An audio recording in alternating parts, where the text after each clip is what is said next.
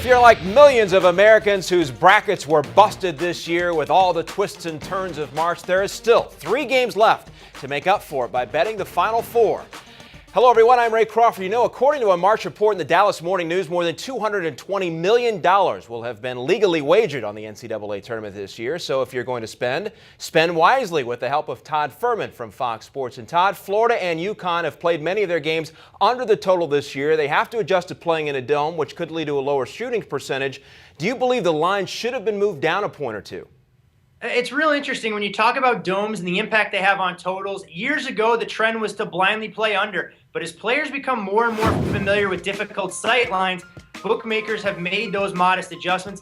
This total actually was bet up on the open from 125.5 out to 127. You saw a little bit of resistance there. I think it may impact UConn a lot more than Florida, who relies heavily on their interior presence, whereas UConn tries to do their damage from the perimeter. All right, speaking of UConn, let's take a look at some individual players. Vegas has Shabazz Napier's over under at 18.5. Does he have to reach that number for UConn to pull off that upset over Florida? And Napier's got to be as good as he's been in the previous 4 games. The irony in that number is that he's scored 19 points or more in each of the 4 tournament games so far. Dropped 26 on Florida the first meeting back on December 2nd. I think Florida's going to do everything they can to limit Napier's productivity. It's going to be the secondary scoring options, guys like Boatwright and Daniels, that are going to need to step up. I don't think Napier has to score 20 for them to be victorious. All right, another player, Wisconsin's Frank Kaminsky, is at 17 points. Does he have to get to that number in order for the Badgers to beat Kentucky? This number's a little bit inflated, and I think it's more just on the buzz we've seen around Kaminsky this tournament. Wisconsin has so many other players capable of stepping up, whether it's a Sam Decker, whether it's a Trayvon Jackson. I mean, there's a number of guys that Bo Ryan is going to use in his motion offense. I think Kaminsky comes in under the total. I still like Wisconsin here, though, but I think this is going to be a more interesting game than people think. Don't be surprised if Wisconsin leads at the half, but comes up a bit short against the talented 6 stars for the University of Kentucky. All right, great advice. You can find him at Todd Fuhrman on Twitter. Todd, thanks very much.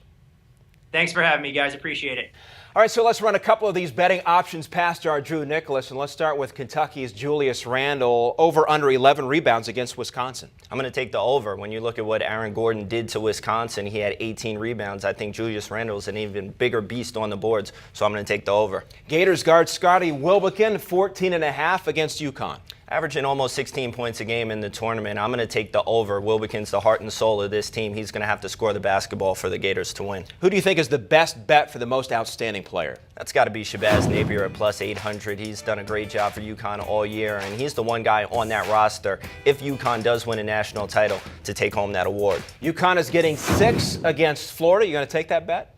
I'm going to take Florida just because when you look at how they played in the tournament, they've beaten everybody by double figures. I think that their depth and experience is going to take them again against Connecticut. How about Kentucky, favored by 1.5 against Wisconsin? I like Kentucky as well. Kentucky's guards, I think, are going to be the biggest thing in this matchup. The Harrison twins are 6'6", and going against Wisconsin's smaller guards, I think they're going to dictate that game. All right, all good insight. Thanks very much, Drew. For continuing coverage from the Final Four, check out the reports from Bonnie Bernstein and Jordan Cornette exclusively on CampusInsiders.com.